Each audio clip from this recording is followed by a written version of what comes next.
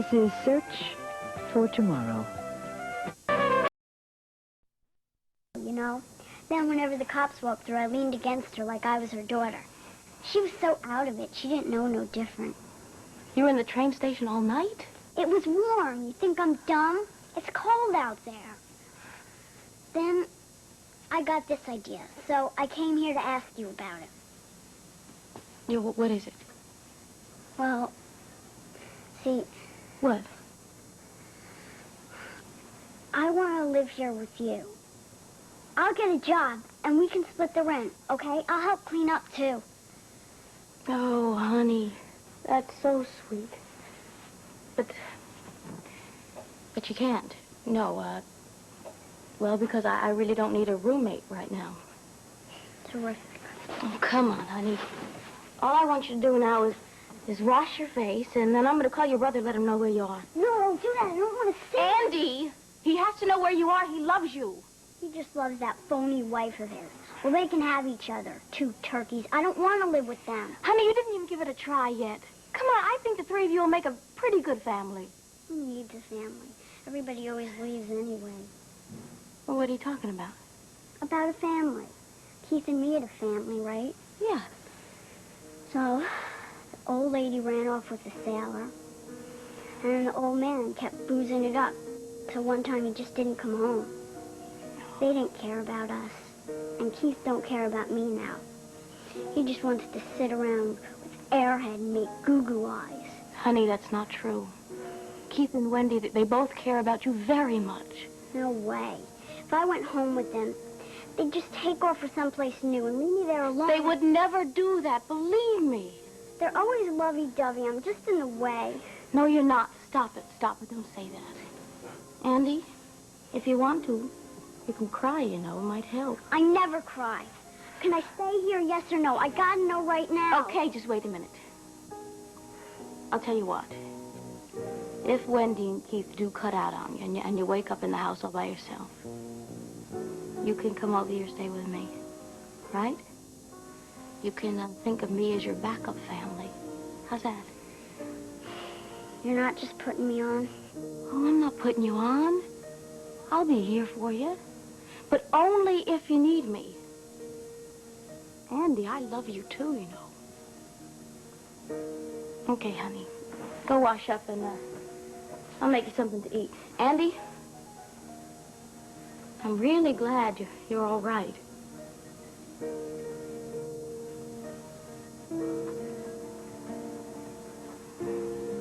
Do you want to just tell me what is so terrible about tradition?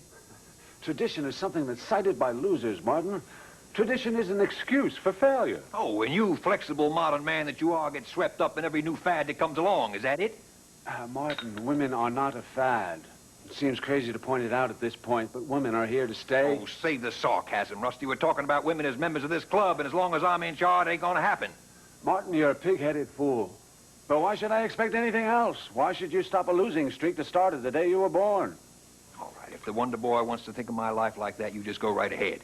But there ain't no point in pretending that this club's gonna be a failure, because it isn't. Oh, you're right there, Martin. This club is going to succeed. I have money in it, and I don't invest in failures. Bully for you. Martin, I'm only going to say this one more time. When we open next week, we are going to announce that applications from women will be gladly accepted. No, sir. You are a dud. You are a congenital failure. Your father unfortunately knew that, but you're going to have to face up to it someday. Why don't you just put a lid on it, Rusty?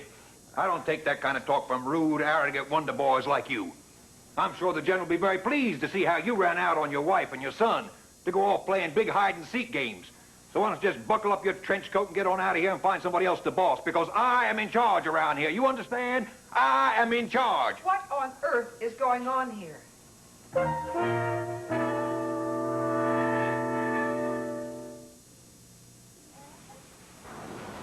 For heaven's sakes, you two, we can hear you all over the boat. I don't care. There's some things need to be said. I understand that, but if you do have differences, could you discuss them in a slightly lower tone of voice? Thank you, Joanne. I've been trying to make him see that for the past 5 minutes. You have done no such thing. Martin, please, we're partners, gentlemen. You don't qualify in either regard. Martin, I mean, it's hopeless, Joanne. All I'm trying to do is approach you with reason. Reason? Your idea of a partnership is for you to make all the decisions. I should have never trusted you for a second. A leopard never changes its spots, and you can't get the whip out of your hand. Martin, come on, cool down. I'm sorry, Joanne, but he just makes me see red. Why should my support make you so angry? Your support? Is that what you call the allegations you've been making? Support? Wait a second, Martin. All I said to you was that you should not look upon yourself as a failure. Now, just what is this about face? I can feel the horse manure clear up to my hips. Martin, please. How did all this start? I don't know. All I was trying to do was to show him that having women in the club would be a good idea. I see. Joanne, let me ask you something. Do you see anything distasteful about tradition? No, I think tradition is fine. Thank you. At least you agree with me then. Now, wait a minute. I haven't said I agree with anybody. You mean to say you think I should admit women to membership? I think you should consider the possibility, yes. I cannot believe my ears. Joanne, we are talking about 50 years of tradition. Well, then maybe it's time to start 50 years of a new tradition. Martin, think of the universities and colleges that have gone co-ed in the last few years. It's sort of the way things are now. You know, it might not be so bad either. It would be a whole lot better than running the club at a loss. Why is it that everybody sees red ink all over the place? We're not even open yet. I know that's true, but... And Joanne, I might say that I find it very disloyal of you to be taking Rusty's side in this whole thing. Obviously, you got all your lines straight, whining and dining all over New York City. All I am suggesting is that you keep an open mind when it comes to changing the rules. You change the location, maybe it's time to change other things, too. I don't care to discuss it any further. And the only changes I want to see around here is you out of my sight. Well, so much for the reasonable approach. What brought all that on? I don't know. Maybe it was my kindness. Maybe we were better off being friendly enemies. At least then he wouldn't turn purple with rage. I've never seen him so angry. Well, old resentments die hard, I guess. I only wish Martin and I could run a business as successfully as you and Stu. Well, we're pretty good partners, I guess. Maybe you could tutor Martin and I. No, really. Perhaps if you talk to Martin, perhaps you can smooth the troubled waters. No, I don't think I should interfere. Martin and I get along very well, but we are in the middle of a divorce. Well, maybe that's it. Jealousy. He resents the fact that we spent a few hours together in New York. No, I don't think that's it. Well, I hope not. Because I would like to spend a few more pleasurable hours in the near future. Hey, everybody, look who's back. Safe and sound. Oh, the return of the prodigal sister. Oh, you little punk, you scared us all to death. At the train station. Yeah. No, she didn't have enough money for a ticket, so she went to Jenny's instead. As a matter of fact, yeah, she did. She said, be sure to tell Wendy that I'm glad to be home. Well, that's what she meant anyway. Yeah. Well, the phone's been ringing all morning, I know. Honey, you were by yourself. Weren't you scared? Nah, nobody messes with me. Well, you must be starving. No, I ain't. Jenny made me eat all this yucky cereal at her place. And last night, I had 3 King Burgers with double giant fries and 2 strawberry milkshakes. It's a miracle you're not sick. It wasn't my fault. Everybody kept loaning me money yesterday. I didn't want to carry a wad, you know, because of muggers. Good thinking. But you still got to go home. Keith, Take the keys to my car. I think this young lady could use a bath and some clean clothes. Yeah. Come on, Shrimp, let's go.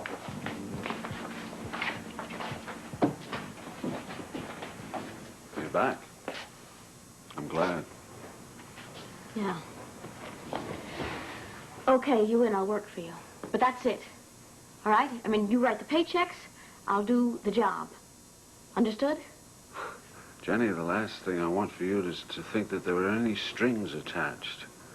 Yeah, well, you know, that guy from the liquor authority was a real creep, but at least I knew what he was after. With you, I just don't know where you're coming from. Well, I don't want you to be suspicious. Well, I am. So don't get any ideas about anything.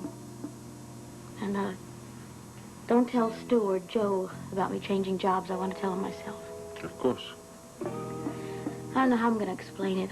I'll say it's the money. I couldn't pass up a good salary like that. They'll understand.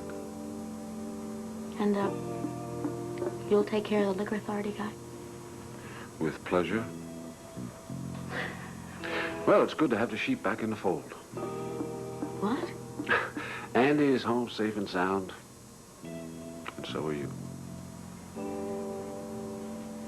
It's amazing what just an extra inch of fabric will do. I mean, I just wear these baggy things and everybody thinks that I'm 3 months pregnant already. Yeah, well, it looks great. Maternity clothes make you look very maternal. Uh-huh. If we were on a bus, I'd give you my seat. Here. You know, that's exactly what people have been doing. People let me in front of them in lines. They smile at me. Best part is I fooled Stephanie and Brian. See, it's the uniform effect, right? You see a guy in a cop uniform, you immediately assume that he's strong or working for the good side. Underneath, he may be a complete worm, but...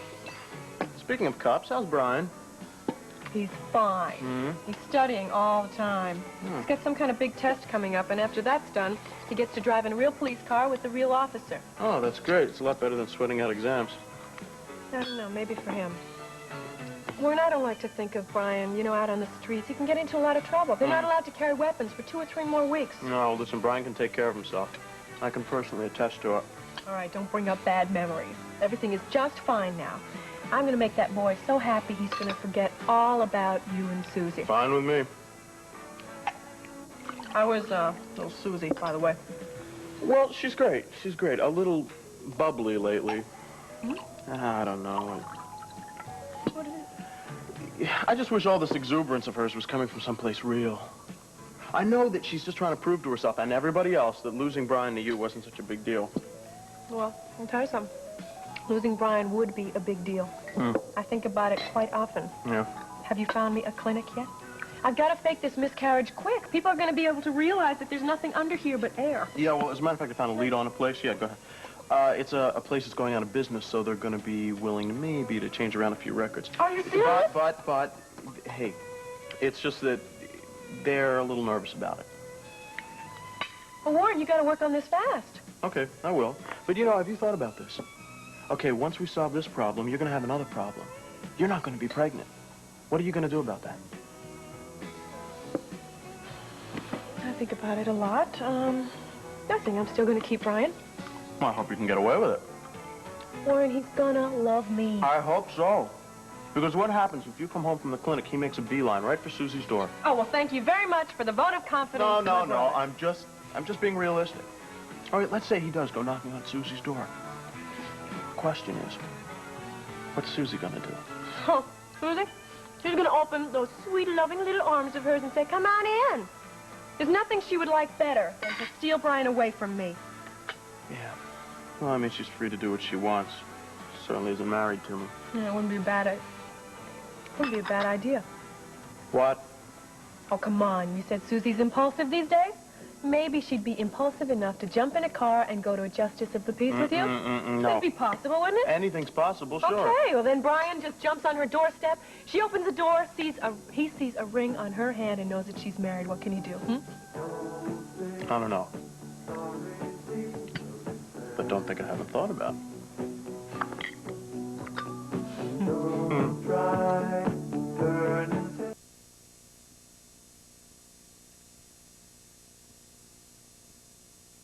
Man, I'm sorry I got so boisterous with you before. Just that I got a little hot under the collar. I know. But would you do me a favor? What's that? When you do get around to making the decision about admitting women, would you approach the subject rationally instead of emotionally? I hear you, Joanne, and it's very good advice. I just don't know if I can follow it.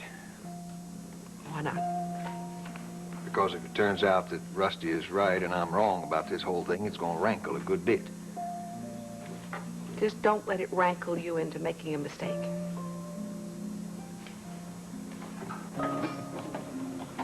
Well, Joe, Desmond wants to talk to you. Oh, dear. What about? It's something about moldy strawberries. Oops.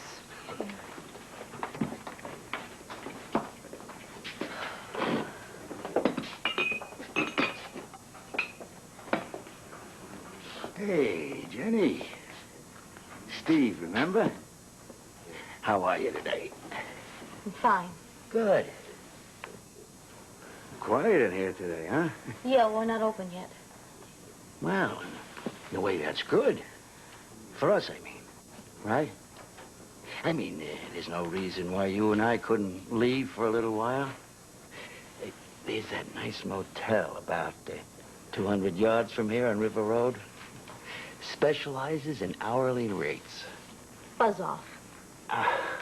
Now, Jenny, don't be so hasty. Think how shocked your boss is gonna be when he reads about your checkered past. Yeah, you want to shock him? Go ahead, he's right over there. Now, look. You're only hurting yourself, Jenny. Why don't you reconsider? I can be very nice. You get away from me. Okay, honey. If that's the way you want to play it.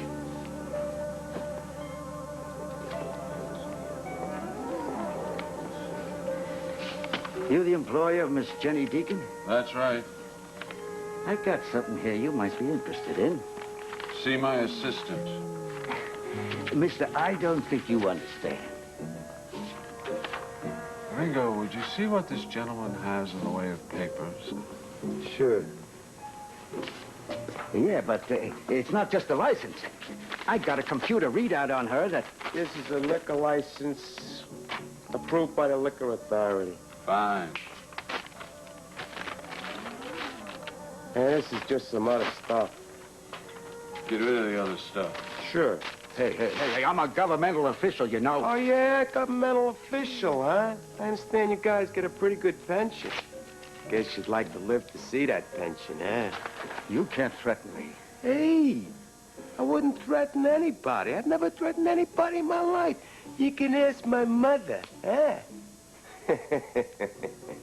Governmental official. I trust we won't see or hear from you again?